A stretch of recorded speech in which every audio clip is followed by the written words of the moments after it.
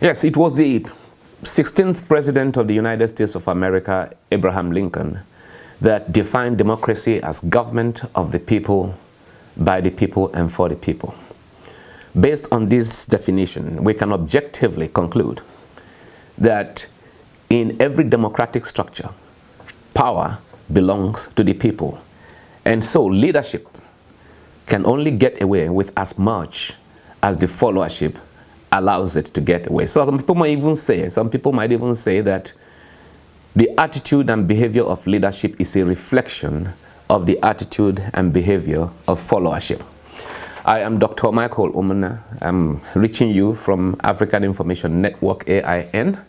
And today I'll be having a conversation with you on how to revive or resuscitate the comatose Nigerian democratic system. In our structure, people will ask the question, how did we get here? How did the Nigerian democracy become so decadent and so deranged? There are three factors that can be advanced for the reasons why we are where we are. The first one is separation, the second one is pacification, and the third one is control. What do I mean by separation? Leadership uses ethnic differences and religious differences to create and maintain consistent tension and chaos that keep the people separate, that make them see themselves as separate from each other. That is a manifest function of separation. Whereas the latent factor, the reason they are really doing that, it's not because they do not realize that we can coexist as a people within the same political landscape. They do that to hide the main reason, which sociologically is defined as the latent reason, which is the chaos helps them to cover the corruption. It helps them to cover the blowing of the money that belongs to the country. It helps them to cover the looting of the treasury. That is the ultimate function of these separation, these tendencies that cause the separation that they enjoy. And then when the people are separated, we go to a second factor called pacification. The people are separated, and what separates them? It's not just the use of words. They use monies. Some of the monies they have stolen from the national treasury, they use some of those monies to bribe different individuals in communities, local leaders, and so on and so forth, who will buy bags of rice and go to villages and share, to women. They don't even tell them anything else but say, oh, vote for this person. This person is giving this to you. So they have maybe 6 days worth of rice, and then they mortgage their future for another 4 or 8 years. And when they get to that level, because they are distributing rice and distributing stipends, monies, they force individuals to eat from the crumbs that fall off their tables. These individuals cannot make any noise anymore, because if you have collected money from these thieves, if you have collected rice, beans from them, you have indirectly participated in the corrupt practices that is keeping democracy in Nigeria in a comatose state. And then finally, when you have gone through this entire process of separation and pacification, you are controlled, which is the third factor. Now the people are controlled by their leaders, who are actually supposed to be their servants.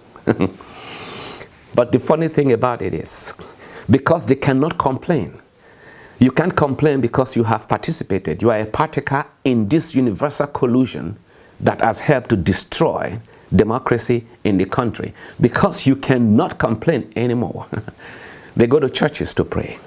5 days a week, Muslims pray. And on Fridays, they go to the mosques, they congregate, and they call on Allah.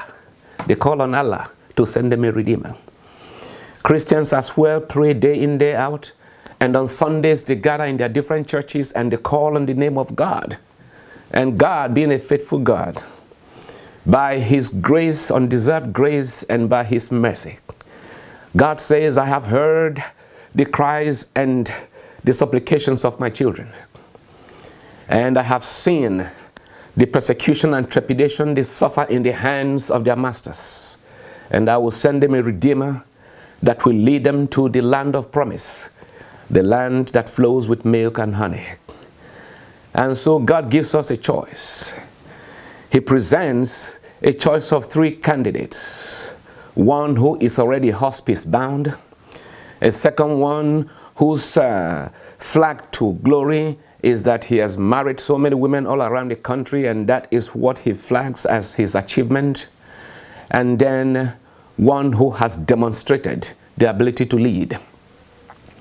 The Labour Party, the Obi Dati ticket, is a demonstration that God is present in Nigeria now. We have sought and we have asked for the face of God, and he has shown it. So God has given us a couple of individuals who have demonstrated ability, capacity, responsibility, people who have roaring integrity. So the choice is now ours. He is not going to come down to earth and place that person there. He's given us a choice to choose between these 3 candidates, between these 3 parties.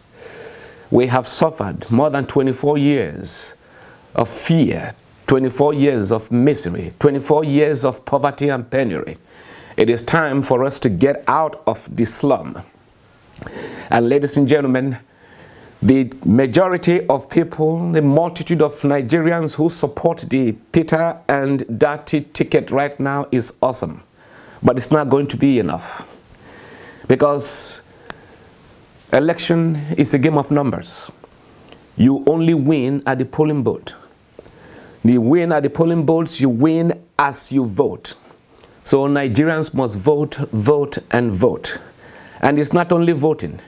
When you go out there on that day, put data on your phone.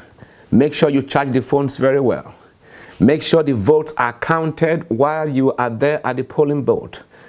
Make sure that when the votes are counted, after they are counted, they are transmitted to INEC in real time. It worked in Edo State. It is going to work again.